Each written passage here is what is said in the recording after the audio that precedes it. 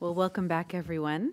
We're going to continue our discussion about corporate boards by examining the tools and practices available to increase diversity. It's an area that CalPERS has been committed to for quite some time now, and of course is a priority in our environmental, social, and governance strategy. The discussion will be led by our Managing Investment Director of Sustainable Investments, Beth Richtman. Beth and her team have assembled a really top-notch panel to present their findings and research, and so I welcome you all to this final day of the CalPERS Board Offsite. And Beth, will you please introduce our guests? Good morning, Beth Richtman, Managing Investment Director, Sustainable Investments Program. So, as Ms. Mather pointed out, we have identified diversity and inclusion as one of the priorities in our ESG strategic plan. Today, we'll be talking about method. We've got three distinguished panelists who are going to talk about innovations in the quest for board diversity, different processes and practices and tools that are useful in improving board diversity. And this, we hope, will be an interactive panel. So each of the panelists has put together about a 10-minute presentation, but they are open to the board's questions during their, I guess, commentary and also afterwards. So without further ado, our first panelist will be Herman Bowles. Herman is Vice Chairman of America's JLL. He is a former chairman of the Executive Leadership Council Foundation, and he serves on several public, private, and non-for-profit boards. Herman is going to be speaking about the work of the Executive Leadership Council. In particular, he will discuss the impressive work of their corporate board initiative. Thank you, Herman. Hey, well, thank you very much, Beth. And I want to thank the board and all of you in attendance today for allowing me to be here as a country boy from Alabama coming to the state of California. It's great. I'll tell you a quick story. The first time I came to California, I'd only seen it in the movies. And I came in June or July, and I had all of my little, I was much better shape then. I was a cadet at West Point. I had all of my little short shirts with short sleeves, and I was in San Francisco. And I took that trolley ride down the hill, and you guys know what happened, right? I didn't have much money, but I had to go and buy a coat. So California is great, but it's been a great pleasure to be here. Well, what I want to do today is spend some time talking to you about corporate boards. I've had the privilege of serving on several Fortune 100 company boards. I'm a governor on the Red Cross board, so that's another large organization. I've been on the West Point board for about 20 years, and perhaps on the board of one of the companies that has the reputation for best customer service in the world, and that's USAA. And I'm certain many of you are familiar with that. So bringing all that together, also had the opportunity to be a member of something called the Executive Leadership Council, which we want to talk about today. That will be the focus of what I talk about. So who are we and how does this work? There we go. It's a global organization comprised of African-American executives, CEOs and people who are in the C-suite who are basically committed to diversity in corporate America. We currently have 700 members, and we're in 200 of the Fortune 500 at this point. Is it, you want to try? There we go, we got it.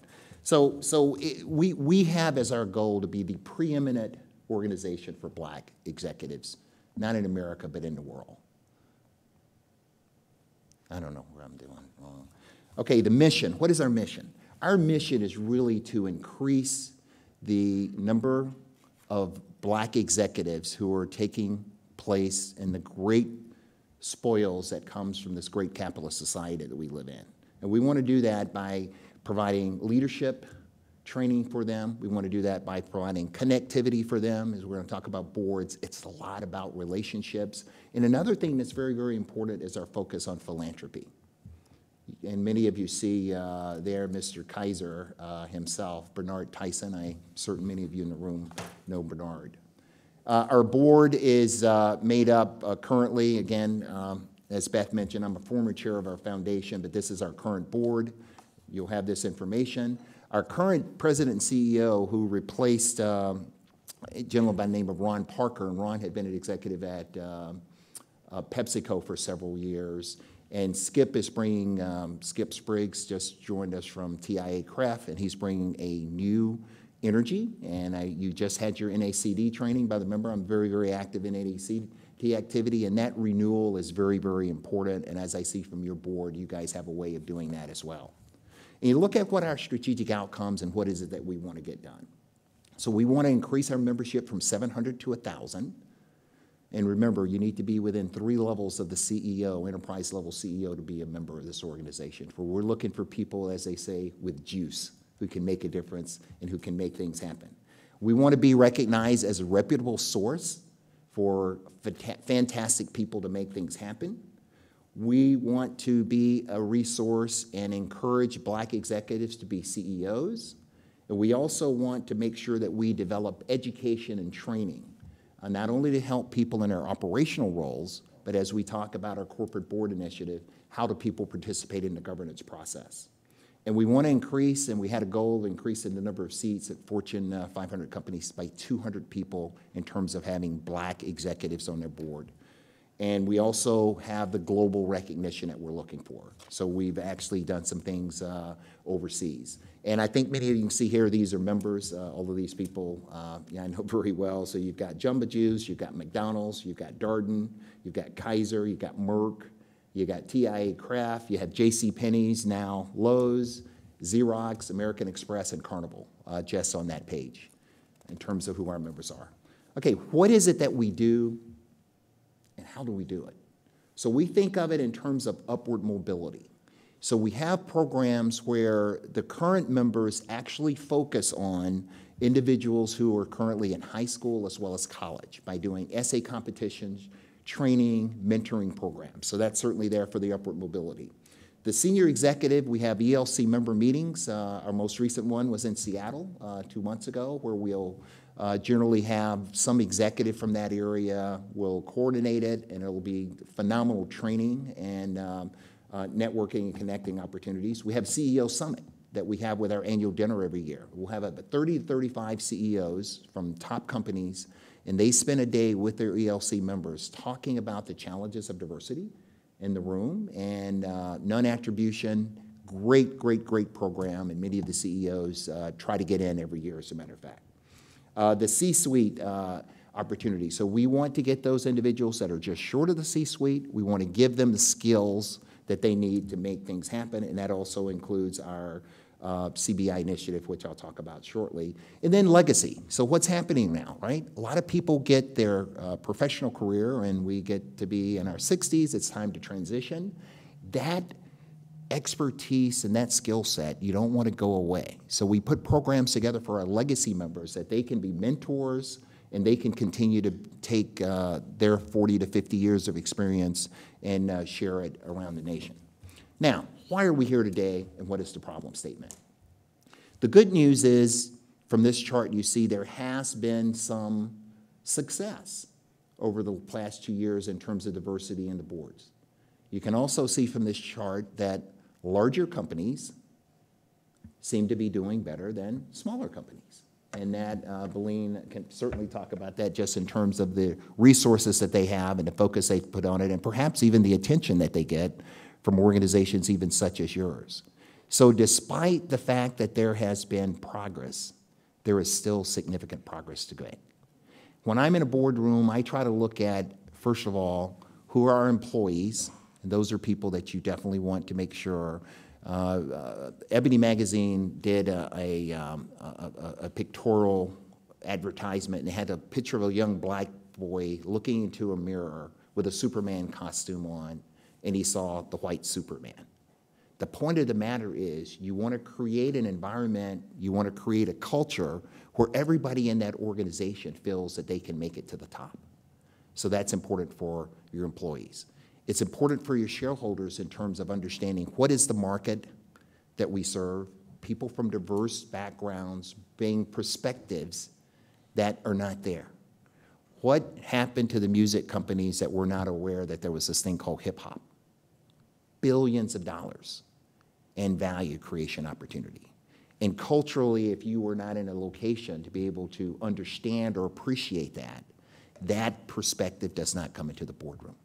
And then the communities in which you operate. It is very, very, very important that people see executives and board members who represent throughout the continuum. In terms of the CBI, very quickly, what we decided to do there is board, as all of you know who are in boards, there's a certain language to board, there's a culture to a board, there's a communication process to a board. And you can take the best trained individual in the world, but if they don't understand the cultural norms or the language that is required to participate, they're not going to be successful.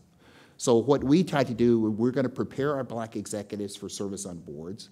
This particular partnership is with E&Y as well as Hydrant and Struggles. They put financial resources as well as their firm's resources to provide data and training.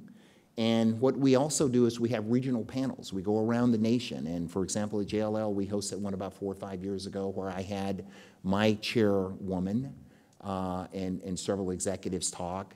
And the whole idea, again, is to put into practice many of the things that the executives are learning. So what we want to do, we want to be a resource. So I'd love after this to be able to connect you with our staff. We are a resource for finding competent, well-qualified people to serve on boards of directors. We want to raise the level of our members. We also are looking to look for that strategic exposure, and more than anything else, right? If you don't measure it, you can't manage it. So you've got to put those metrics in place to understand. So how is it that we do it? We have, I think, gone through about 6 cohorts now. And we don't try to boil the ocean. The cohort will have from about 20 to 25 of our members into it. And what we do is we give them board readiness training. So much of we have association with NACD. We've done programs with Northwestern and Harvard where they'll give our members reduced rates for some of this training programs that go on. So let's get the language down so that you know how to participate. The board resume is not the same as your day-to-day resume. So how do you present yourself in such a way to show that you're able to look at issues, certainly operationally from some aspect, but as a board member, you're doing what? Taking a strategic perspective. And how is it that you do that?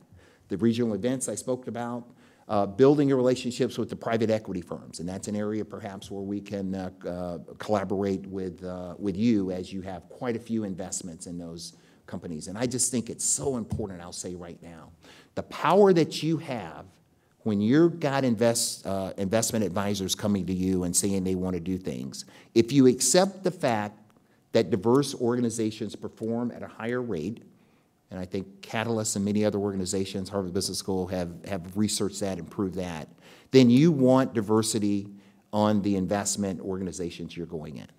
And I can tell you as a service provider myself, if you up front say, we are looking for you to make sure that the people that you put on my account represent what I represent as an organization in terms of my employees and or my members, and if you hold them accountable for that, I guarantee you they will go out, because it starts with a pipeline, and you've got to go out and give those young associates and vice presidents an opportunity, and they grow into the executives later on. And look, organizations, and I'm in real estate, and it is not a great industry for diversity, okay? But I can tell you, when clients demand it, we perform. If CalPERS demand it, they will perform. And you look at the relationships, board candidate recommendations. So we've been successful, and I want to make sure my colleagues have an opportunity to talk. And I'm a former professor, so I really want to get this into a dialogue. And you can see here in terms of the members that we've placed, we get the phone calls.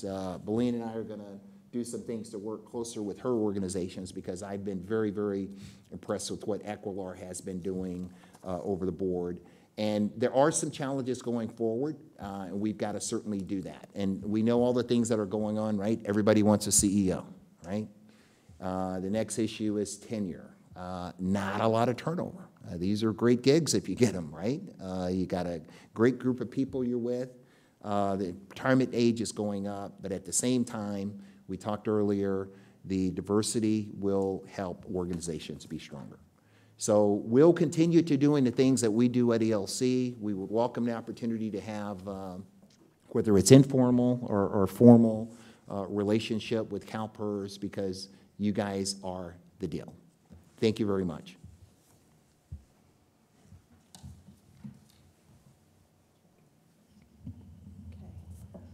Beth, do you want questions now? We would welcome questions now. Okay, because it's mine's directed at Mr. Bowles, if I could. Oh, please. Yeah. Thank you, first of all, for your presentation, and thank you for what you're doing. I think on behalf of Treasurer Chung, I can say that our interests are very much aligned, and it's based on the premise which I think you firmly believe in, which is more diverse boards lead to better results. And as such, we want to see what we can do and use the power of both CalPERS and CalSTRS and other pension funds to try to make that an eventuality. I do have a question, though, and you've answered it partially, at least in terms of the ELI and the training that you give to folks, and that is once you get on a board, I think it's very easy to, in order to get along, you go along. And I assume that part of your training, and you can correct me if I'm wrong, is ensuring that people, when they get on boards, that they're going to make a difference and not be viewed, and excuse the term, but not be viewed as a token representative. And so I'm curious what your thoughts are about that and how we ensure that the people that we get on boards are making a difference. Well, that's a great question, and I can tell you, first of all, tell you that I'm black when I wake up, I'm black when I go to bed, and I'm black when I go to board meetings. And with that there, you still understand that your first obligation is the fiduciary responsibility to the organization and its shareholders, right? And then you have the responsibility to the stakeholders, that's the employees, the community, et cetera. And then you have a perspective that you bring. Each of you are on this board because looking at the composure, you've got everybody represented. In that perspective, you're there. Now, what I tell people, I've been doing public boards for over 20 years. And what I tell people that when they go on, you don't want to be the black board member. You want to be the board member. However, if there is an issue that requires perspective that you have from being black, everybody around that board expects you to speak up, and you should speak up. The Starbucks situation that just happened, okay? Roz Brewer is a very, very good friend of mine, and I got to tell you, ELC came out and we supported Starbucks based upon the confidence we have in Roz, okay? And they went out and they talked the talk and they walked the walk in doing the things that they do. So in that instance, I can guarantee you, if Starbucks had not had Melody Hobson and Roz Brewer there to be able to go out front, you can imagine what some of the possibilities could have been in terms of what the would be. So to me, that was a perfect example of creating value with diversity at that level of the organization. And the training that we go through, and everybody I talk to said the first thing you've got to be good in anything, right, is authenticity. So if you don't present who you are and do it in a way, and look, being on a board, we talked about this last night at dinner, it's all about relationships, but you can't be something that you're not. That relationship is your ability. And let me tell you something about boards, as you guys know. And you guys, your board is just a little different than a corporate board because it's mandated that all of these groups are represented. The typical board doesn't have that structure for make that happen. So that nom and governor and that chair, they have to sit there and say that. And you have to do some uncomfortable things. Billy Bob I've known for 35 years, but we need some technology on the board. We need some young people on the board. And making those decisions are tough, and it's the same issue of someone being from a disadvantaged class or minority class speaking up, and I'm certain for women it's the same thing. If I could, just one follow-up question, and it'll be short. Are there similar either Latino or Asian organizations that do what you do? Yes. Yes, there are. And yes, I would just turn to Beth and assume that we, at the same time we're reaching out to executive leadership group, that we're also reaching out to those groups as well. Yes. Yes, Thank you. Why don't you answer that, because she knows them all. You could turn on the microphone. It's the middle button there. There you go. Now is it working? Okay, Yes. perfect. So to your question, There are several that we partner with at Equilar. So Latino Corporate Directors Association is one of them. Ascend Pinnacle for Asian Americans as well. And I can provide a longer list of our partners. But definitely leading organizations, just as ELC, focused on other minority groups that we should all be talking to, I think. And Catalyst as well, right? Catalyst is definitely one of them, for women. Okay, thank you. Ms. Taylor.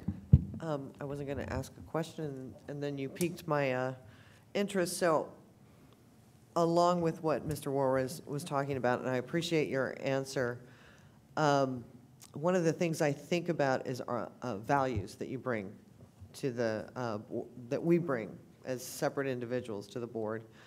So I noticed in the beginning you talked about one of the key things is philanthropy, and I wondered what role that plays in this organization, the ELC.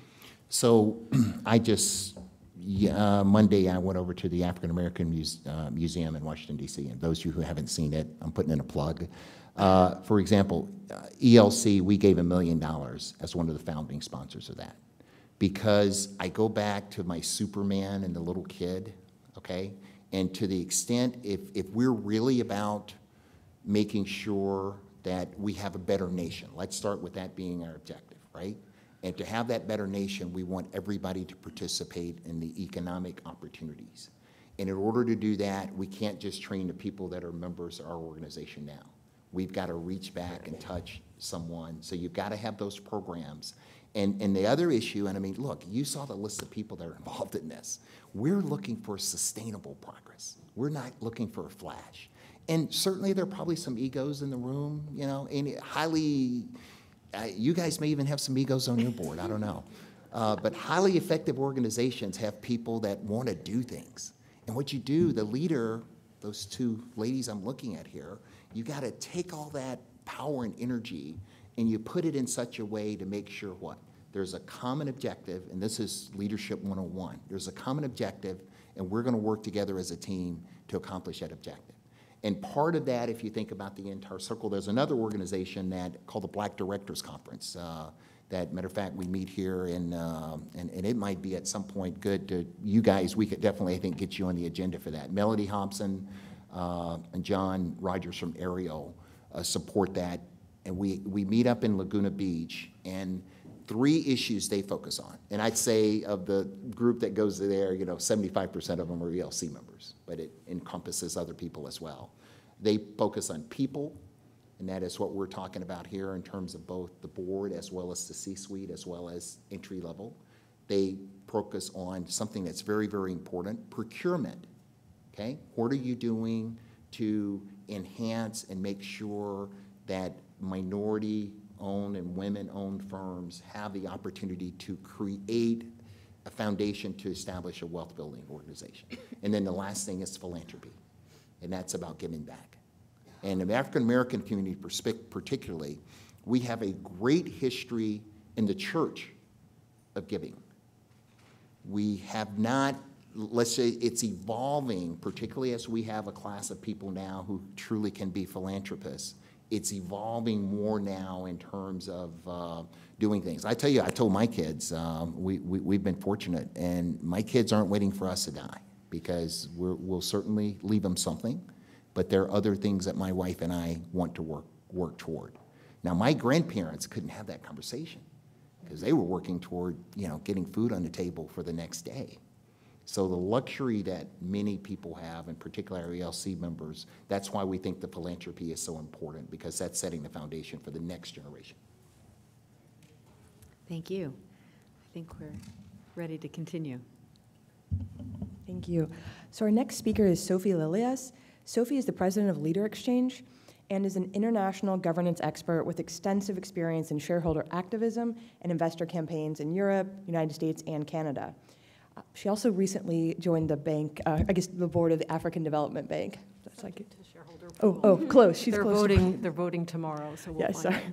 Sorry about that. She's the co-founder, one of the co-founders of the International Corporate Governance Network, and is a senior fellow of the Conference Board Governance Center in New York. Thank you, Sophie. Thank you, Beth. It's a real privilege to be here, and I was very inspired by our dinner last night and from what you just said, Herman, so I'd like to build up on that. All of you have a larger PowerPoint presentation with you. What I thought we'd do during this session to make it more efficient and more interactive is a little bit of a show and tell. So have a very short PowerPoint, and then Tanya and I will be giving you a demonstration so that you can go home and play with this tool. So I hope we can, I hope this is helpful. And please don't hesitate to jump in as I'm making the presentation with your questions. Make it interactive. If you have a question, you want me to search something in particular, we can do that. So do I do this? Okay, so there we go. So we heard this on Monday. I found this very interesting, how often gender diversity and diversity overall is such an important topic that was raised during these board sessions. And so I'm not going to go into the research and all that, but we all know and we all agree in this room that diversity brings value to organizations. And until now, there hasn't been a very easy way for investors to measure that, but not just investors, companies, ordinary constituents, really to measure how companies fare and compare. And so we created this search engine website, which is like a website for positive impact, that allows you to measure and to see how companies fare and compare, whether their intentions with regard to gender diversity match their measurable outcomes. It's a very simple tool, and it's free.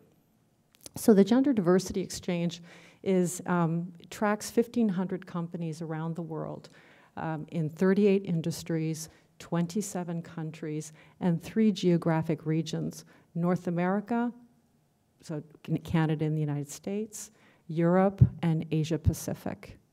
We took the 1,500 by selecting the 500 largest by market capitalization in each region. And we used that as a beta to get a sense of really how the largest companies in the world fared and compared. And what we looked into to follow up on what Herman was saying earlier is really the whole pipeline. We're not just looking at boards, we're looking at how companies are building that pipeline from management to the C-suite to the board.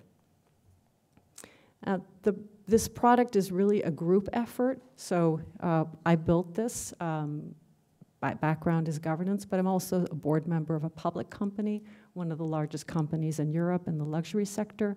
We have 64% women on our board, and in the country where it's based, we have a quota of 40%.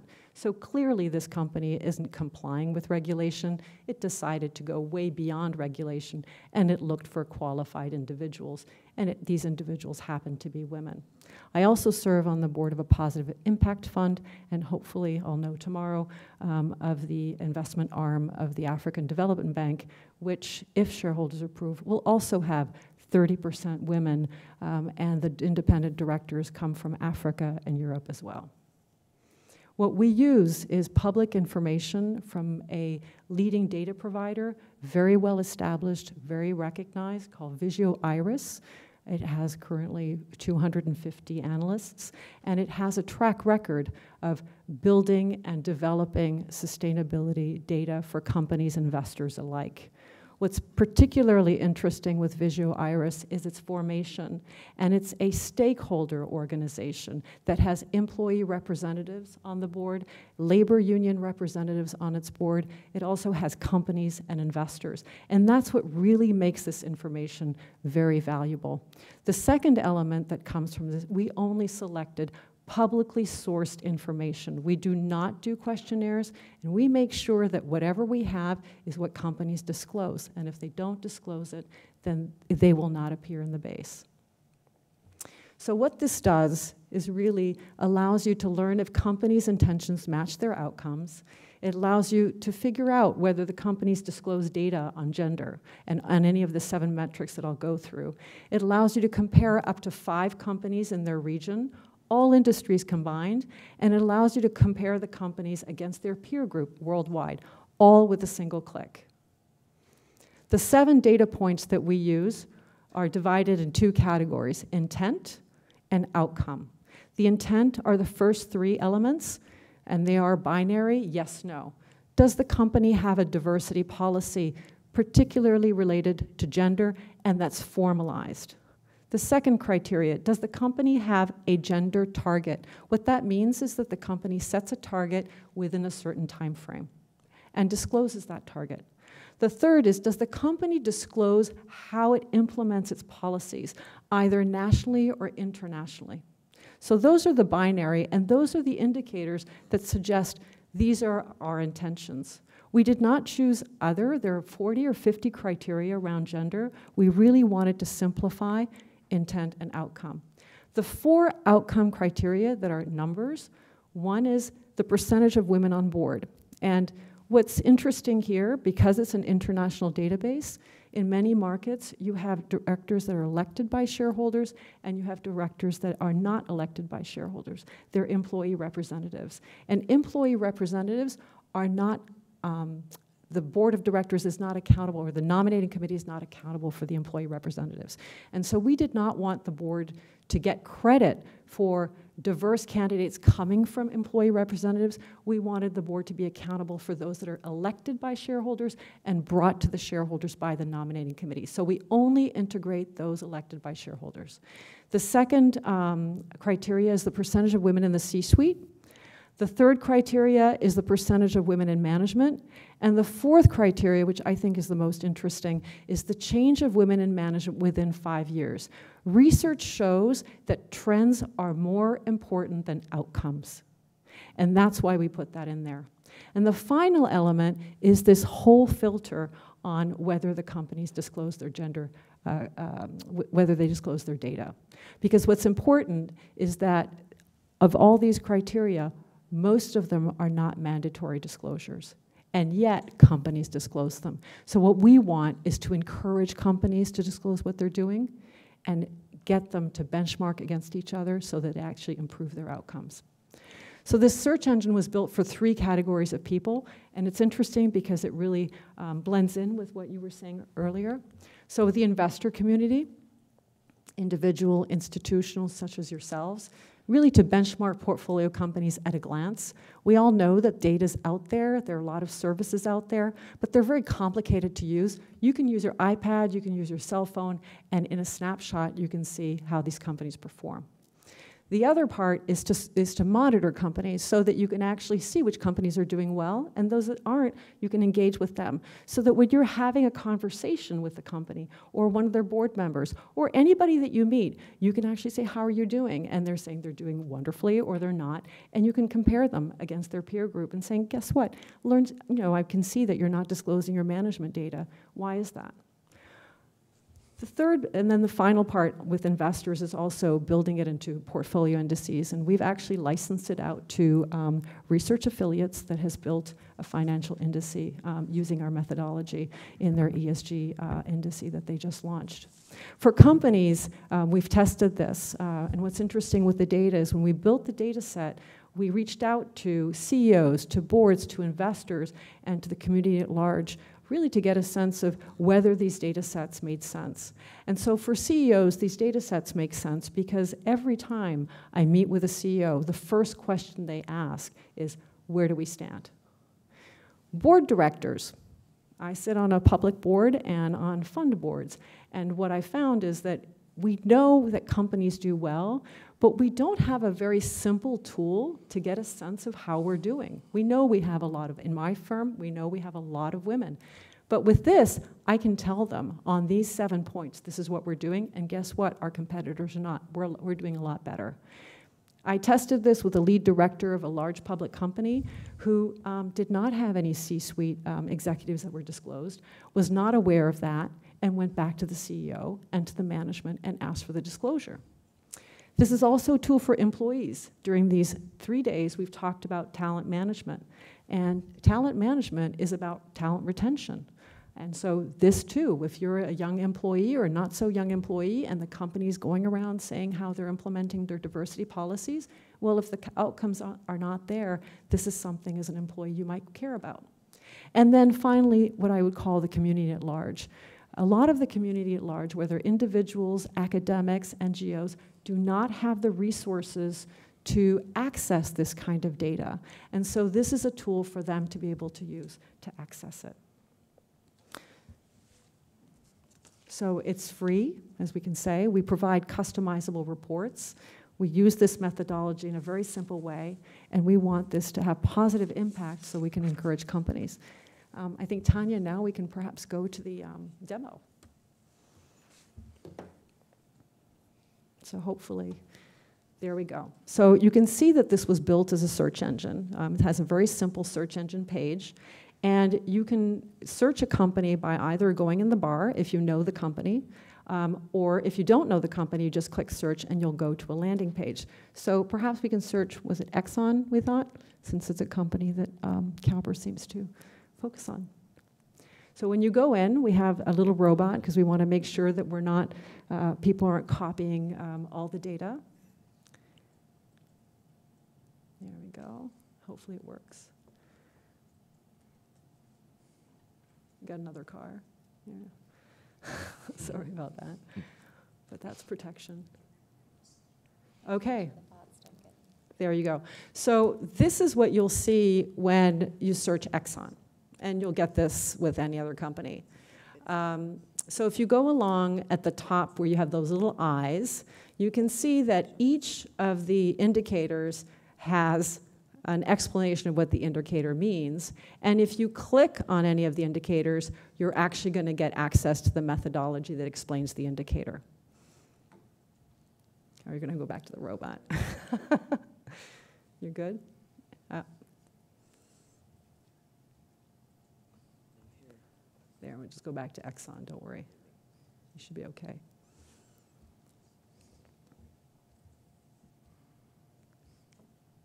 You'll have your cookie. Oh. There we go. Good. Okay. So you'll see all the indicators. Number one, the diversity policy. We can see that Exxon has a diversity policy. We see that Exxon does not have a quantitative target. We see that Exxon does not disclose how it implements its policies. We see that Exxon has 15% of women on the board. We see that Exxon has 0% of the women in the C-suite as of that date. And we see that it has 16% of women in management, and that within the last 5 years, that number has not changed. If you are going to search, you can also, if you don't know the company, you can search through the industries. You can just select an industry and scroll down and pick an industry. And you'll get whatever companies that come up in that industry. You can also scroll by country, and you have the choice of 27 countries to scroll. And again, this allows you to get a sense of how the companies are doing. And then finally, you can scroll also by region. So you either know what company you're looking for, or if you don't and you just want to explore, you can use any of those tools. So what we can then do is once you see Exxon and you want to get a sense of how Exxon really does against its peer group, you click on View Details. And what the View Details shows you is that ExxonMobil in the global industry average, all industries, the whole industry combined in the 27 countries, 94% of the companies of all the industries have a diversity policy. Then you see that in the regional average, which really focuses on the cultural, I mean, this really incorporates the cultural sensitivities, it's Canada and North America, 90% of companies. So Exxon is very much in par or in line with how all these companies are doing. You go to the quantitative target, and that's when you start seeing some discrepancies. In the quantitative target, what you can infer from just this chart, you can see that more countries around the world have a target. And North America, very few companies have a target. And then when we go to policy implementation, Exxon does not disclose its implementation, but it seems that many countries around the world in that industry do disclose how they implement their policies. The regional average is a bit lower, but there it doesn't seem to be in best practice. And then you look at the other numbers, the percentage of women on board, it seems to be below the global average. It seems to be also below the regional average. And then women in the C-suite, women in management, and again, progress of women in management. So that's just one company, but you can compare it to more companies. So we prepared that, and let's compare it to a couple of companies in other markets. So what you do when you, maybe we can just show them how they can do it. Can you do that? We go into the, you have the Exxon, if you can go back to Exxon, the one before. I think it's the third one. You go to the third tab, maybe. Is that the one, or second? That one, okay. So let's just close the close details.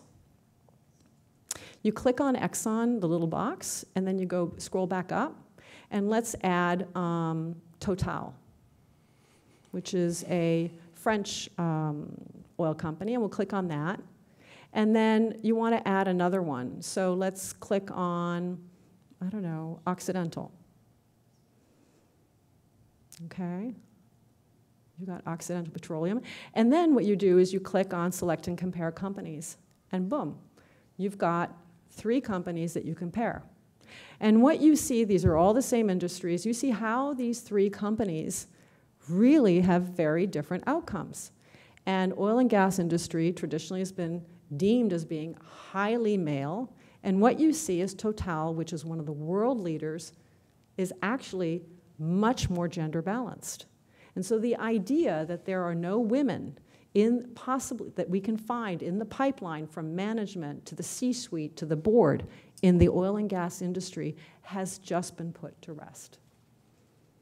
And I think that's really what this tool does. We thought we'd do another one, would be Coca-Cola. I thought Coca-Cola was an interesting one. So you can type in Coca-Cola, and when you type in Coca-Cola, you're going to get several companies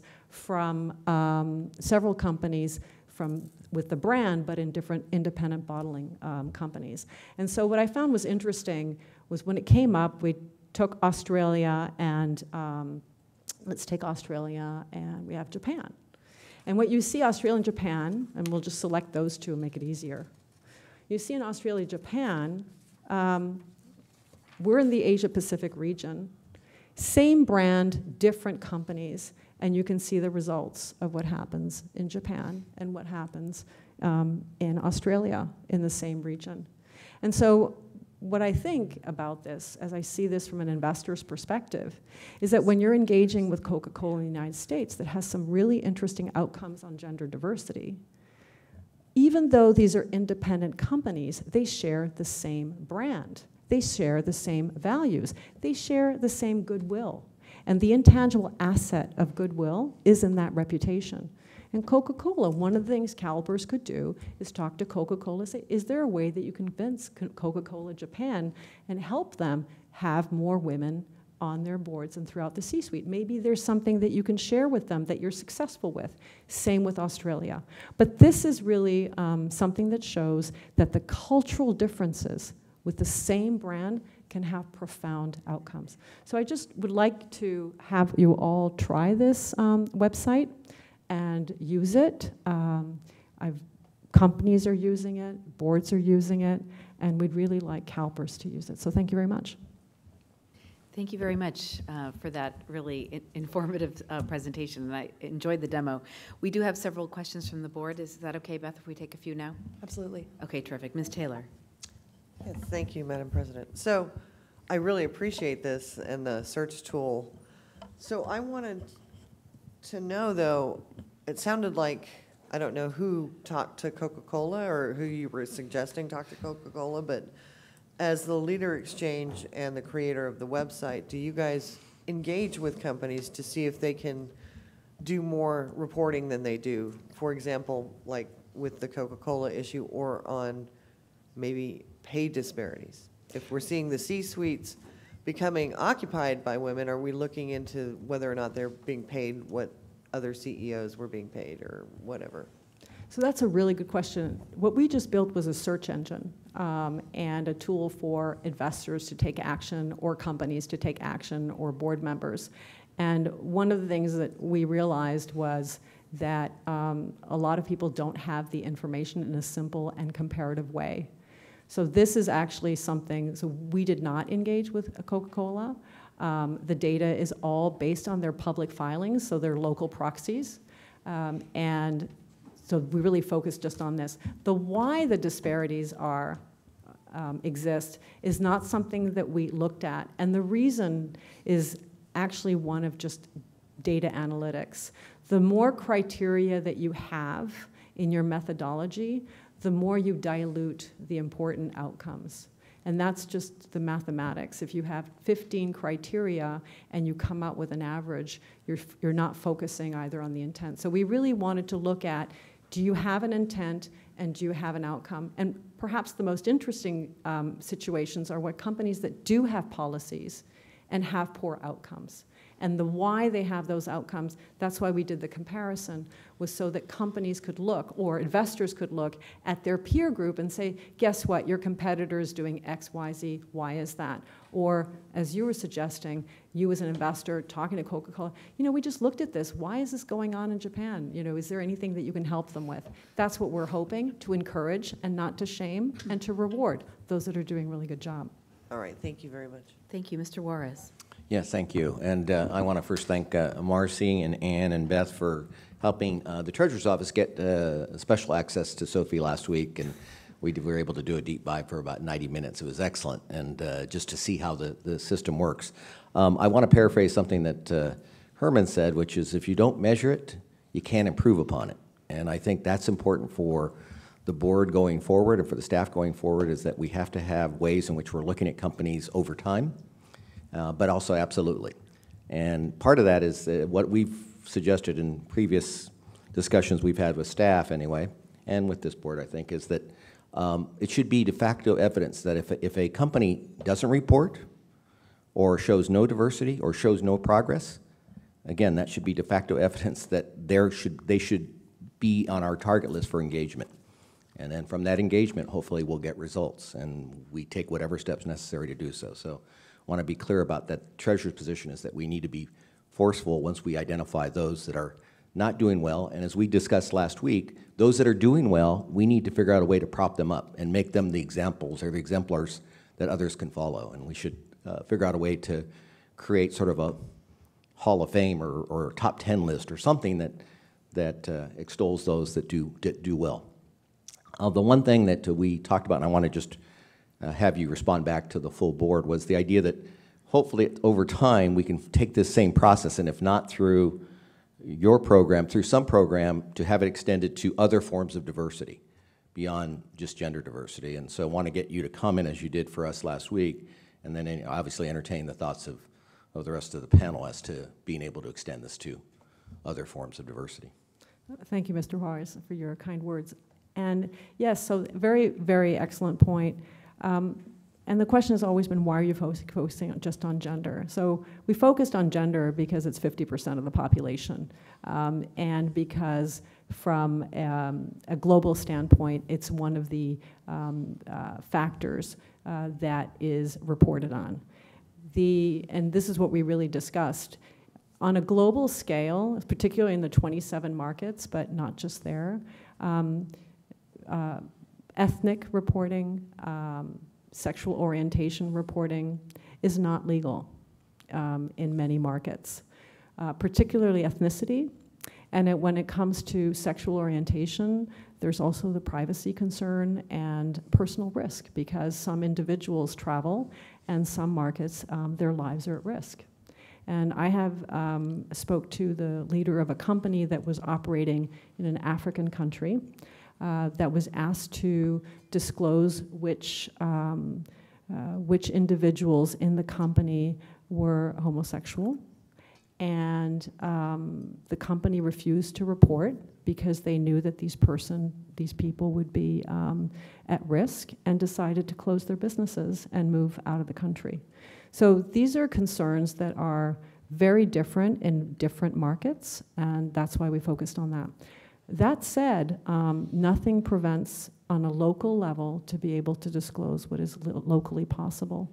And so self-reporting exists, and starting in Kenya, it's starting in South Africa. And again, for something that you were talking about earlier, which is social cohesion.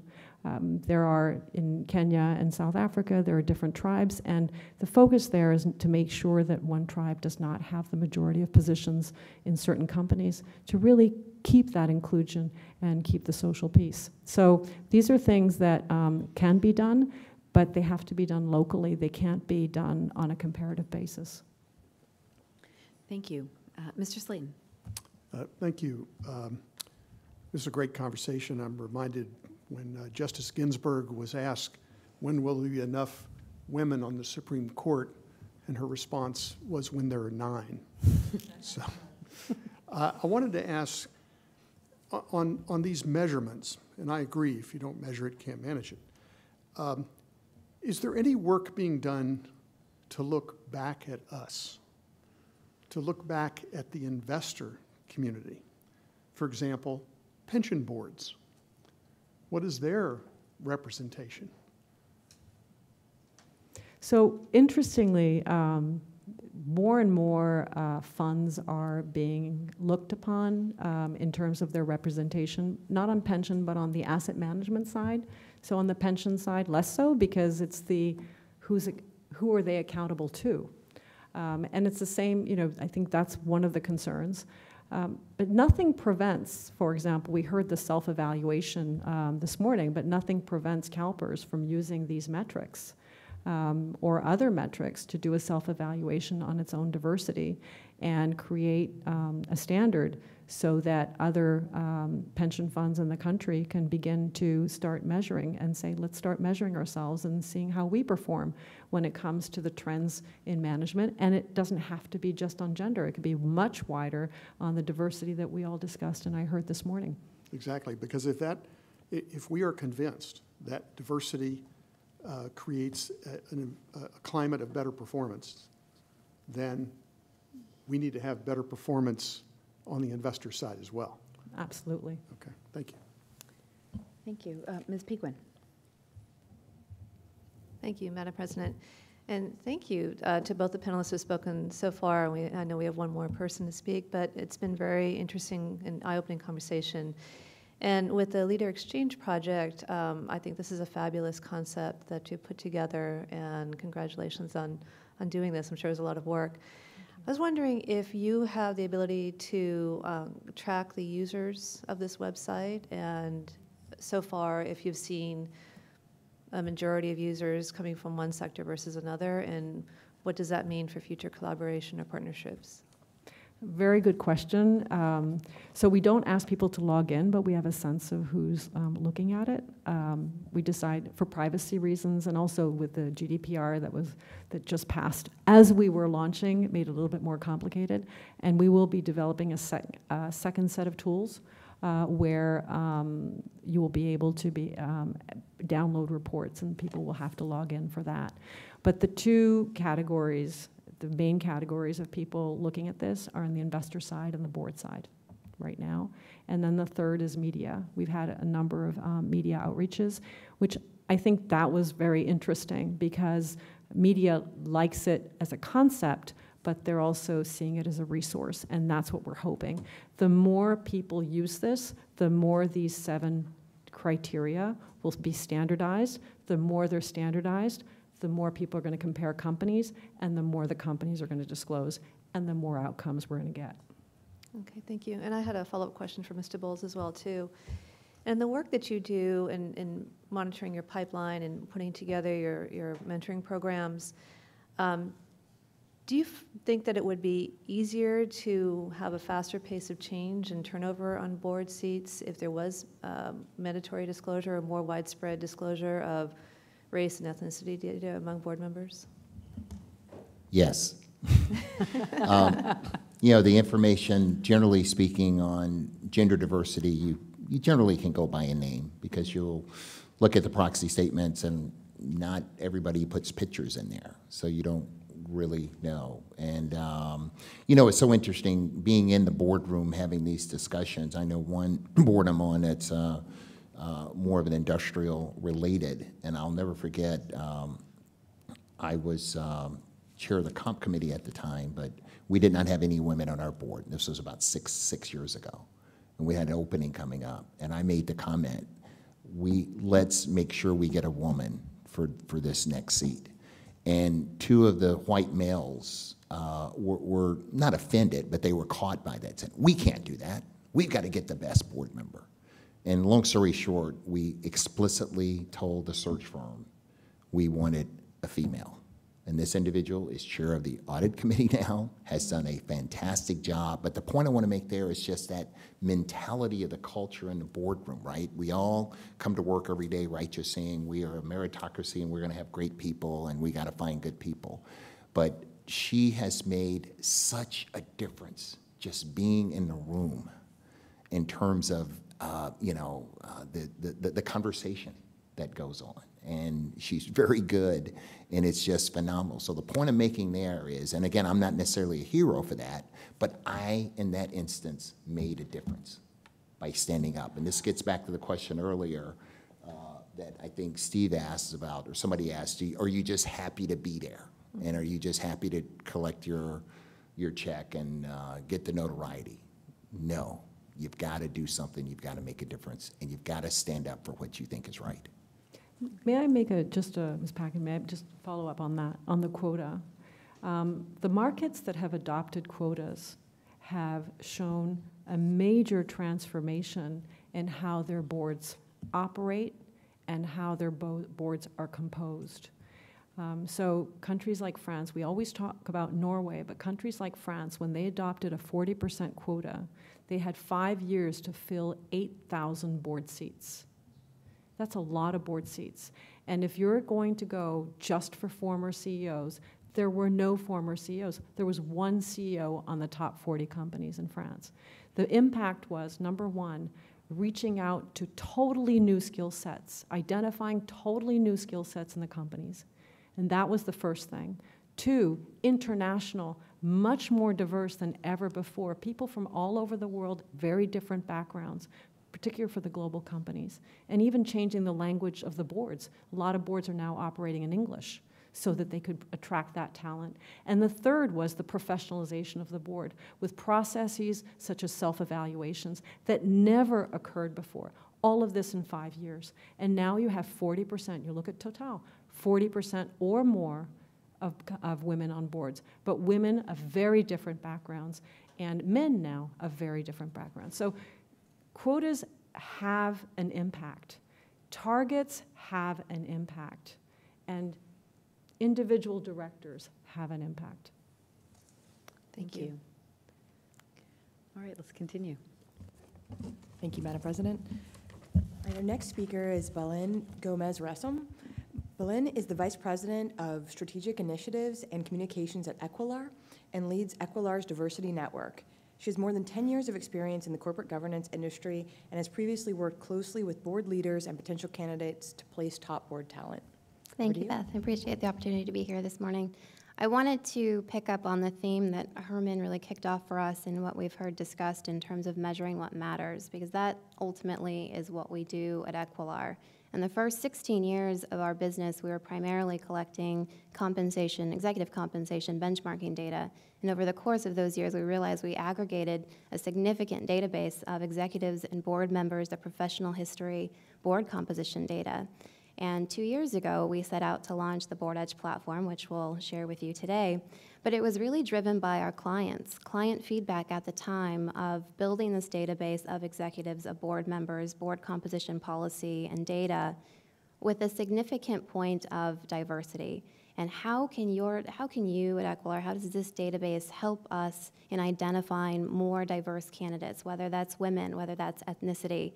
And so that really spurred us to develop this platform with a particular angle of aiding our clients in finding diverse talent for their boardrooms and executive suites.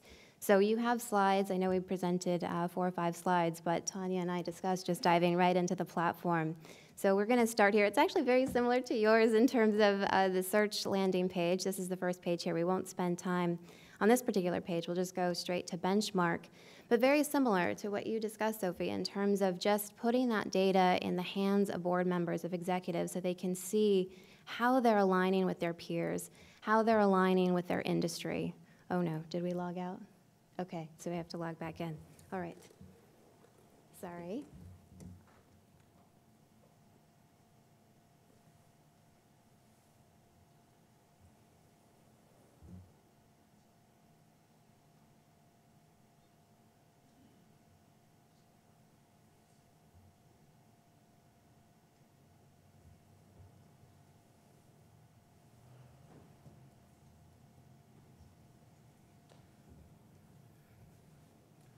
Okay, so we'll just go to the benchmark page. Can you try refreshing it?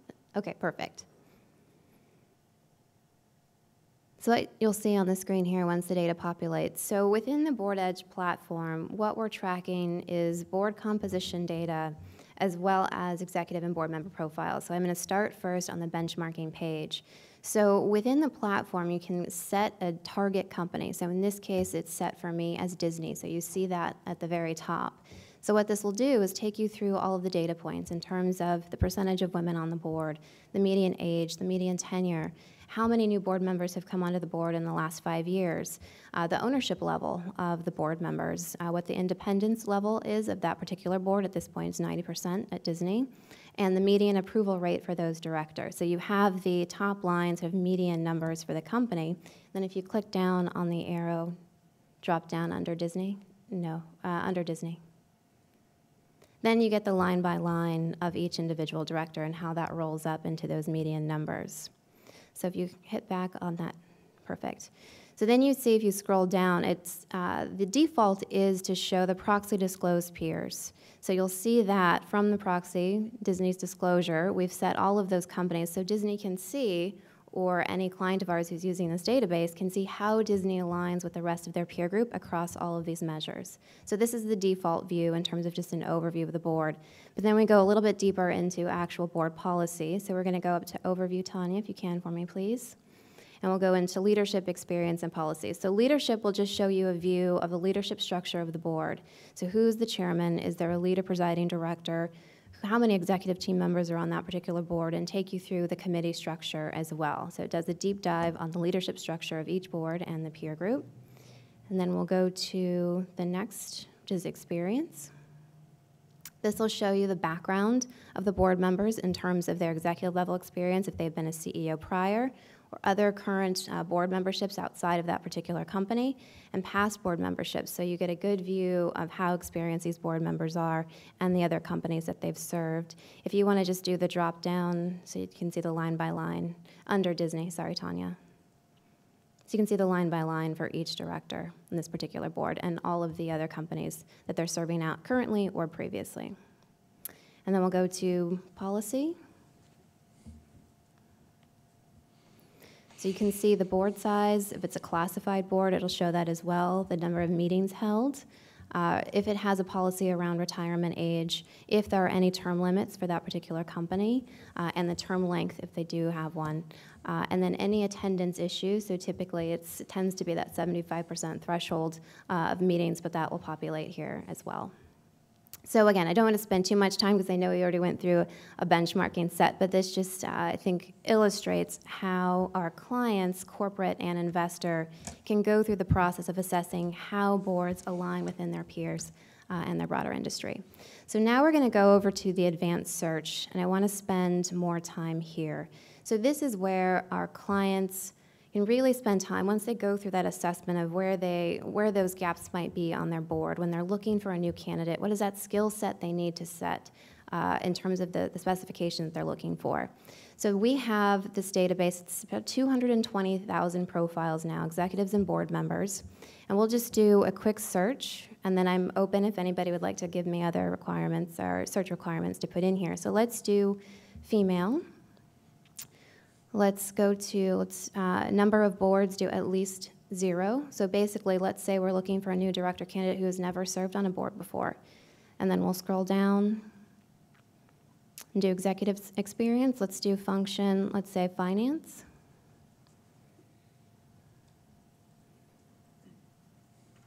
And then we'll go to industry. Since we're Disney, let's go to entertainment and leisure and consumer products. So it's additive. Consumer should be right there. And then entertainment and leisure should be right below it. Okay, let's just start there and run that search. Scroll to the bottom. So it's going to query the database and pull back all of the candidates that meet this particular set of requirements that I'm looking for. So a few items that I want to highlight on this page of what's of value to our clients who are looking at candidate profiles. So you'll see the ranking on the side here of Christine McCarthy, Karen McGinnis, the first degree, and if you scroll down, Tanya, please, you'll see the second degree connection as well. So we'll just dive a little bit deeper into that. Basically, for all of the data that we've been aggregating from SEC filings over almost 20 years, we're mapping those relationships back to individuals and to companies. So this will actually show if there's an overlap in executive tenure at the NEO level or an overlap in board tenure at a particular company, it'll show that as a relationship to that person. So let's just dive into, we could go into Wendy or we could go into Karen, either one. That's Christine. Sorry, Tanya. You want to go one below? To Karen. 2 connections to Karen.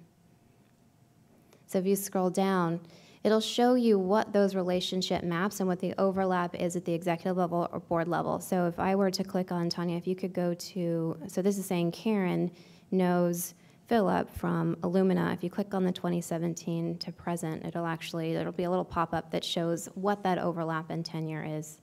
Oh no, you gotta go back. 2017 to present. It should just be a little pop-up.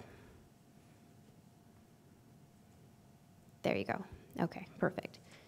So basically identifying how board candidates are mapping back to companies to get at the issue of who do we know?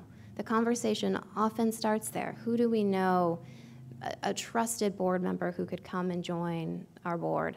And what we're trying to get at is in that board conversation, board members may recall their immediate first connection directors or executives, but they may not realize that their second degree connections are equally as qualified. They just don't know who they are, but they might have a connection, one connection out, where they can get that introduction to that candidate. So that's the purpose of showing the relationship map, is so that we can expand beyond what that current conversation is and hopefully show highly qualified candidates that are within the network. It might just be a second degree. Elaine, can I add something here, just having done this for 20 years? What generally happens is you're in the boardroom, we need a new person, whether it's termed out or you want a new skill set. And it starts with, who do you know? And generally speaking, that means that people of an ethnic background and women, generally speaking, statistically, are going to be disadvantaged in that process. And it just statistically ends up being white males with their interaction of who do I golf with, who do I hunt with, who do I vacation with. And you have to make a conscious effort to break that. And on the other hand, there's a reason for that, because in that boardroom, you want to be around people that you trust, that you have confidence in, and there needs to be certainly disagreement, because you don't want everybody to be exactly the same, but you got to have people that you can be cordial with and you feel that you can be comfortable around. And in my experience, I think 75 to 80% of board seats are filled that way. The search firms are involved, but that's more for liability reason, to make sure that we don't have any axe murderers or whatever, to do the background checks on people, because things come up during those background checks. But it is really a relationship process. Thank you, Herman. So I'm going to jump over to, now let's go to the Eqular Diversity Network, Tanya. I want to spend some time there.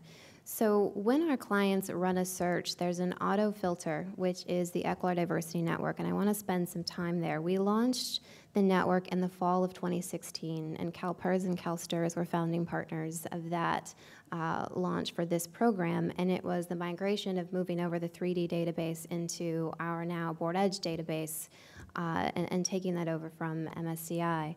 And it's really grown over the past 2.5 years. I think we've seen tremendous success in bringing on new partners. We launched with 14, we're now at 19, and these are all leading organizations focused on diversity in the boardroom, whether that's gender, ethnicity, skill set, geographical location. We're taking a very broad definition of what that means, because a board will define that very broadly depending on what they're looking for. So you'll see them listed here on the left. If you just scroll down, Tanya, all of our partners, each one of our partners has a folder within our database. It has their members who have opted in to participate. all of their profiles are housed in our database. And this gets to my earlier point, was addressing the needs of our clients of finding diverse candidates and how they can do that quickly and at their fingertips. So this is the point of this program. 19 partners, as I mentioned, over 3,300 members who are participating across these organizations. 3D has just over, I believe it's 620 now. I just added a few more members over the weekend. So 620, and once these individuals go in and populate their profiles, then it feeds into the Board Edge platform. So it's been a great success for us. The first full year was 2017 of the program, and we're still tracking these numbers now. But in 2017, 90 members across all of these groups joined public boards. And so we'll keep measuring to see how we're making progress. And it's a small measure. It's a small percentage of what we're seeing in terms of new directors being added, but it's there and it's growing, and we'll continue to track that. So the other aspect I want to highlight is the ethnicity part of the search. So I'll jump back over to search, Tanya, if we can. This is a new filter that we just added 3 weeks ago. Historically, in conversations that we've had with clients, this has been an ask that they've been wanting in the tool in terms of the ability to search by ethnicity. Part of the reason, to get back to your question and point, we didn't add it is because we didn't have enough data at that point to include it. And it's a work in progress, but we wanted to add that filter because we're now at a point where we've added enough data where it will meet a threshold to show up in a search, but we need to do a lot more in terms of that level of data collection. But you'll see here under the search filter, just put ethnicity, just hit that, and you'll see that populate up top. Go ahead and unclick all of the other filters. We'll just do one general ethnicity search. So undo female. And then I think that was the only other, or no, you have function, and let's take those off. We'll just run. And then if you can scroll back up, you want to put in, let's say, Hispanic. So go to ethnicity, any, Hispanic, Latino, and then you can click search up top. And it'll populate all of those who have that designated ethnicity in our database. So this is right now an opt-in data field. So those who have access to their profiles have to opt in and include this information. We're not defining it for them. But it is a small step toward meeting that need of being able to search by minority group. So just to summarize, the Board Edge platform launched 2 years ago. We now have about 270 clients who are using this database, and a majority are public companies in the US. The market cap ranges from about 30 million up to 60 billion, so a wide range in terms of the size of company. All industries covered at this point.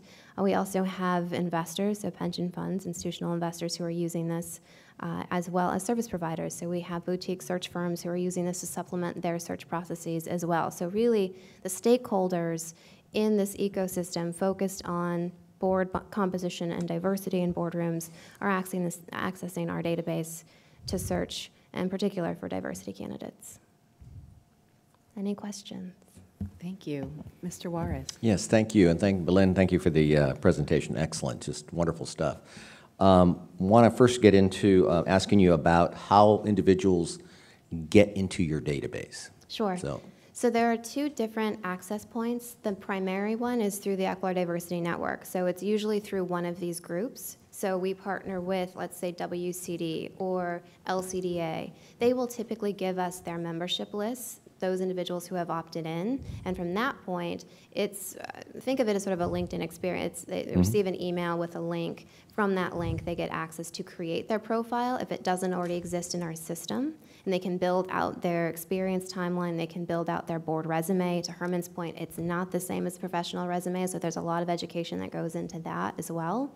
But from that point, once they do that, then that data feeds into our platform. So they access it from an individual interface, not this interface, but the data is coming into one database. And similar to something that Sophie said earlier about publicly accessed information as opposed to relying on people's input. I assume in this instance, it's people providing you with their own bios, their own data. Do you in any way verify that to I think to Herman's point, and I think axe murders get a bad rap sometimes, but you want to avoid having people in your database that maybe aren't who they say they are. Sure. So how do you yes, do that? Yes. So it's a combination. The database is a combination of two different data types. So the majority of our data, I would say probably 95%, if not higher, is coming from SEC filing data. Okay. So this is coming from 20 years of scraping filings for executives and board members across all of these data areas. And so that's how the profiles are primarily populated. So if they left a company, joined a board, all of that creates what we call sort of a skeleton profile for an individual. And then they go in and can add additional color that we don't necessarily have. We're not pulling in nonprofit board composition in that level of data, not yet at least. And so they're able to go in and add that level of information.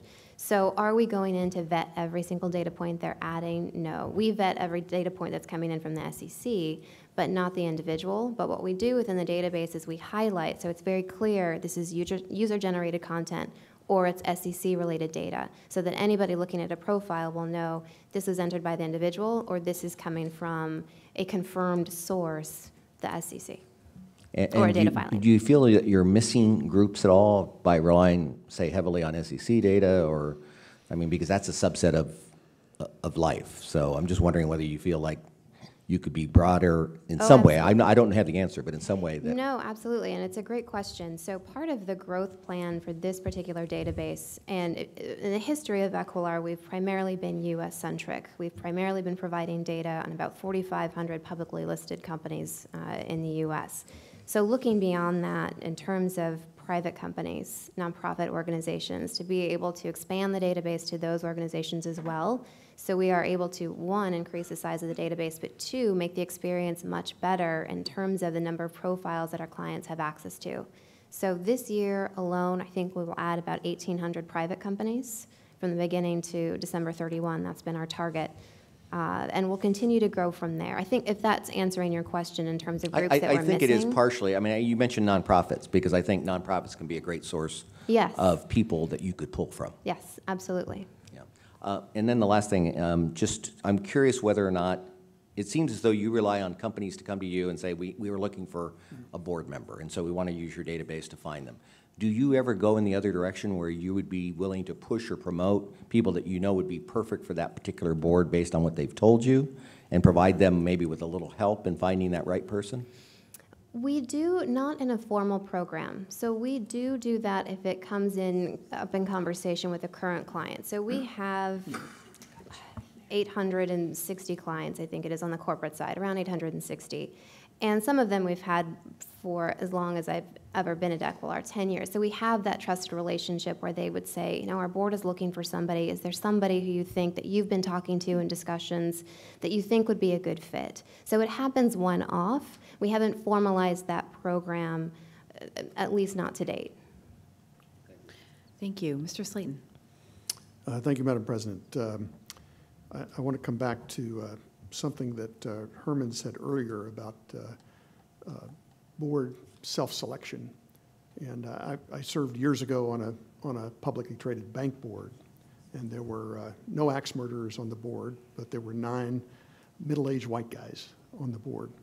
And a couple of us, it took a couple of us to say, this is not going to work, that we need to change it. So we brought in 2 women who were well-known in Sacramento and who were just powerhouses. And it changed the nature of the board. It changed what we did. It changed our orientation. Even though they were only 2 of 11, it just changed everything about what we did. And ultimately, we had a good outcome as a result of that. I want to ask, you know, there's about 3,600 publicly traded companies on the U.S. stock exchanges, which is down more than 50% since 1997. Market cap is about the same because the companies have gotten bigger. But what about the private company side of this?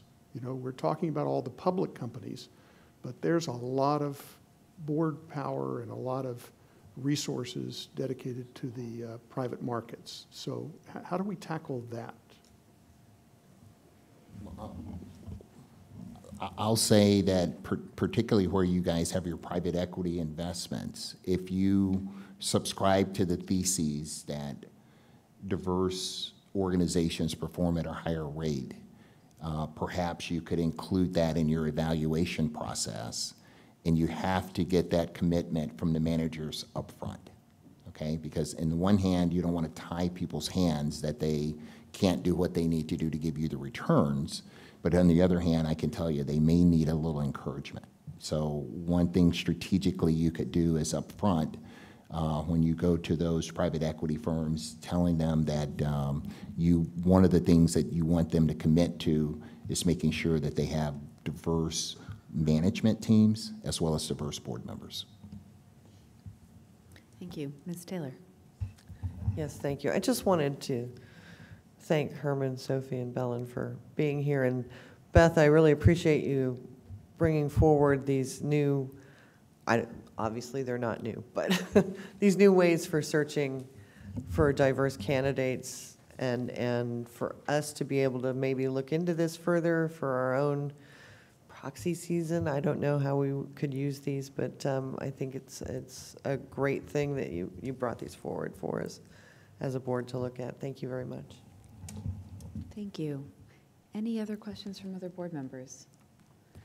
I have a couple of things I wanted to ask. Mr. Bowles, you raised the question of tenure and average age on corporate boards and term limits. And I'm wondering, clearly that has been an issue, an impediment to refreshing corporate boards, is that board members get on a board, the directors stay longer than they used to, and that perhaps there isn't quite enough turnover to encourage new thinking, new fresh views to join the board. How do you think we as an investor can help to encourage better turnover? First of all, use your pipeline that you have to, the investor relation groups are great, but I think if I'm CalPERS, I call and ask to speak to the chairman or the CEO.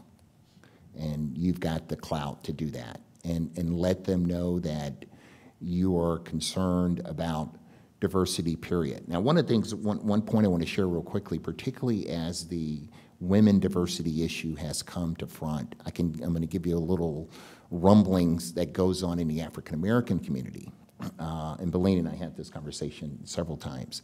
When, I'll get my Google feed and it'll say diversity on boards, and 75 to 80% of those topics, they're talking about women diversity on boards. And people in the Hispanic and African American communities, there's a little feeling of being hijacked, to be honest. I'm being as transparent as I can be here. The feeling is that, okay, this is something that was worked for through the civil rights process, and now here we are, it's diversity, and the first thing people think of is women. Now, I don't think that, I've got a granddaughter now, so I'm certainly open to that, but just be aware that as you articulate your strategies out there and you talk about diversity, be as broad as you can be, because there's somebody on the other side of the room going, oh my gosh, you forgot about me. So that's one thing. But I think if you have the bullhorn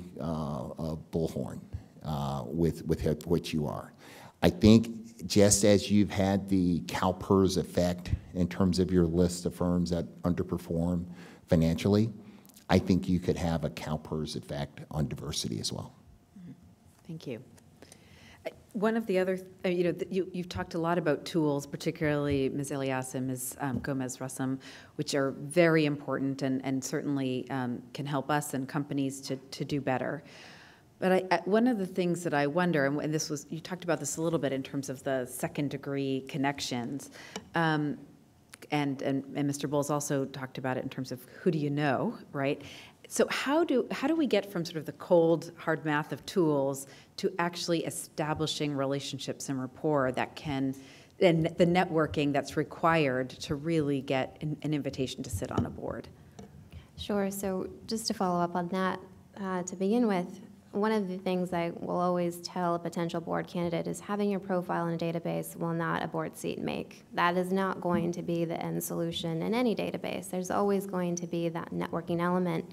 And many directors that I work with have often told me it's a full-time job. Some of them work a year, 2 years toward their first board seat. So really understanding that it's going to take that level of investment from an individual, from an executive, to land that first opportunity, that it may take 12 to 24 months, and it's going to take getting your name out there. It's going to take building a board resume, networking, power networking, getting those introductions, working with a recruiting firm.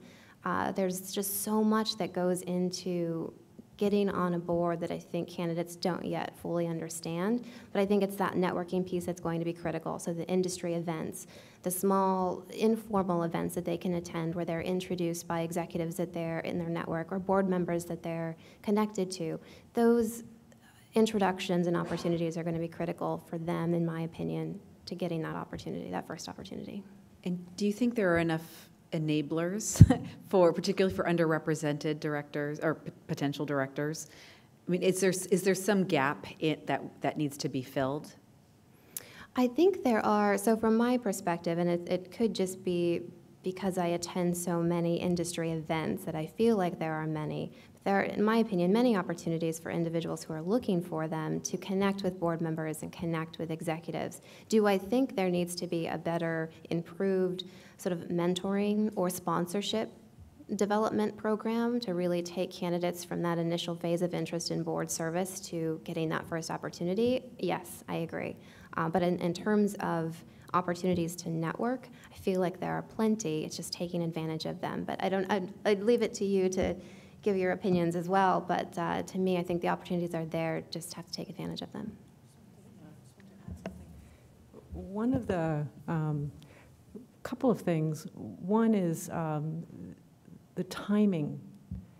Between the time you meet someone who has the relationship and the time that that person knows of a board seat that is going to free up, it can be several years. So that's something that is independent, that you don't control, because you don't know when the board seat's going to come up. So I think that's something to be mindful of. In terms of events, we did with CalPERS a few years ago, and Ann Simpson's here, and she was, we did that together with the conference board. And we'd set up small groups, and it was a very successful event. And we had individuals who were representing the ELC. We had board directors, C-suite directors, and C-suite members, and really conversations, small working groups. It lasted about 2 hours. That really allowed to build for relationships, candidates from different countries. So it was getting out of your traditional network and in a interdisciplinary network between the investor groups,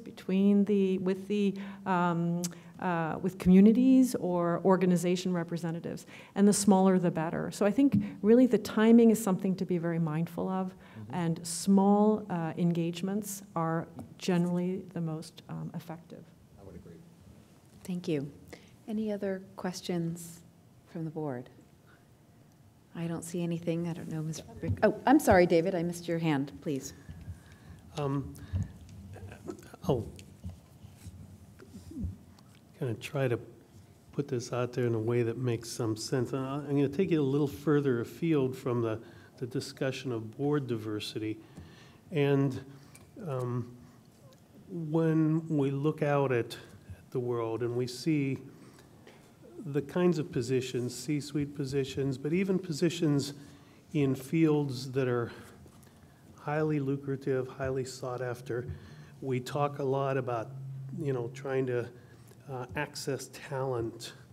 And there is, in some of these fields particularly, there does seem to be some of that secret society handshake network thing that has resulted in a real lack of diversity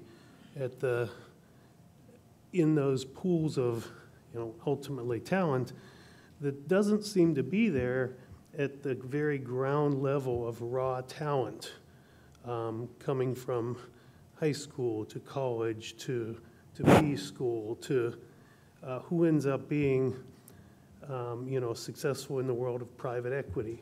And as you may know, we're looking at trying to go into some different ways of doing private equity and a much bigger commitment to our private equity investments. And one of the things that has struck me is, I think CalPERS is doing really well with diversity internally. I think we value diversity, we prioritize it, we understand what it brings to the organization. And so when I look at kind of outsourcing and look at who do we choose as strategic partners, who do we outsource work to, whether it be legal work, whether it be private equity investing, whether it be analysis, how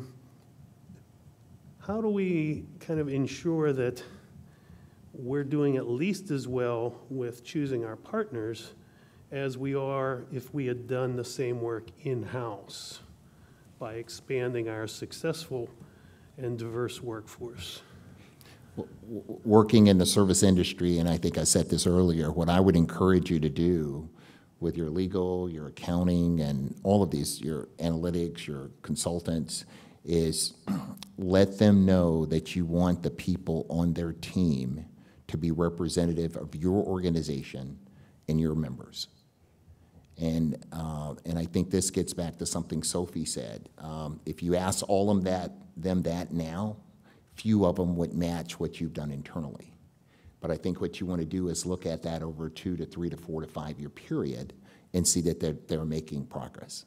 So I handle our client relationship with Microsoft, and the individual that oversees their real estate happens to be African American, happens to be from Alabama. So relationship-wise, boy, okay, you win a little bit of the lotto.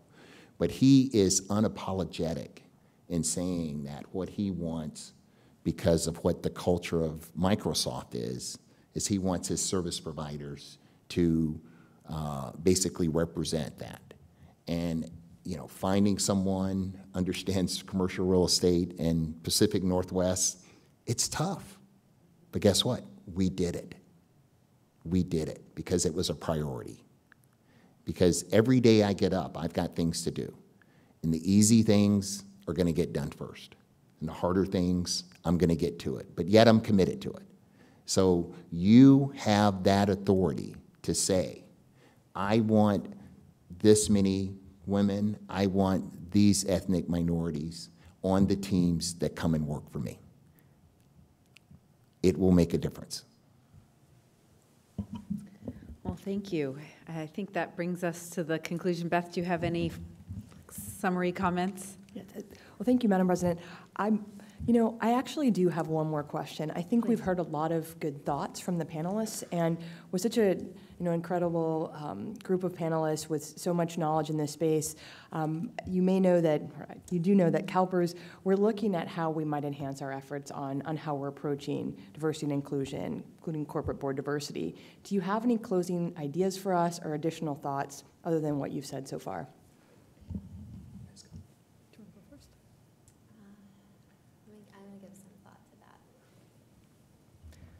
So one of the things CalPERS, and I say this as an international, is people follow CalPERS. Everything you say, everything you do really matters. And when you engage with companies, and I do believe that engagement is vital. You can engage through sending letters, you can engage with meetings, but the ability to call on the companies in private or public, however you do it, and have real measurable comparisons, benchmarks as you were talking about, or some of these tools, will help because it allows you to go to the next step of the conversation of not what, but how.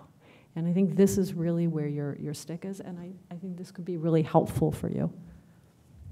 So just to follow up on that, I recall a conversation that I had with a client of ours who, when we introduced the Equal Diversity Network, and in particular 3D and the partnership with CalPERS and CalSTRS, how powerful that was in terms of they're engaging with us on the issue of diversity, and they have a solution as well. So it's not just a megaphone saying this is what you should be doing, but this is also how we can help. So in just thinking through your question, that immediately popped into my mind, which is being able to go back to that solution of knowing that you've built this database that is a resource, that it's housed in Board Edge, but it was essentially an idea created from CalPERS and CalSTRS in that partnership of not just engaging on the issue, but having a solution to the issue. So to me, that just seems like such a powerful combination, because I haven't really seen that elsewhere from an investor perspective.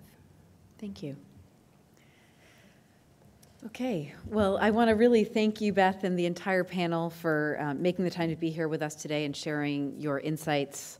We really appreciate it. That concludes the public sessions of our offsite meeting. Let's thank our panel.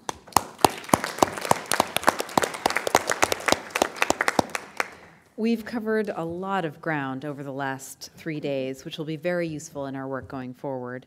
I want to thank everyone who contributed to this offsite for their participation and for the truly excellent top-notch presentations from our CalPERS experts and guest speakers. Board members, please don't forget to fill out your surveys. And to the members of our audience, thank you all for joining us, for sticking with us for these past 3 days. Our next regular board and committee meetings are scheduled just a few weeks from now on August 13th through the 15th at our CalPERS headquarters in Sacramento. And remember, if you can't attend the meeting in person, you can always view our meetings live from our website. The board will now take a quick 10-minute break, and then we'll reconvene for a closed session. And thanks to all the rest of you, and have a safe drive home.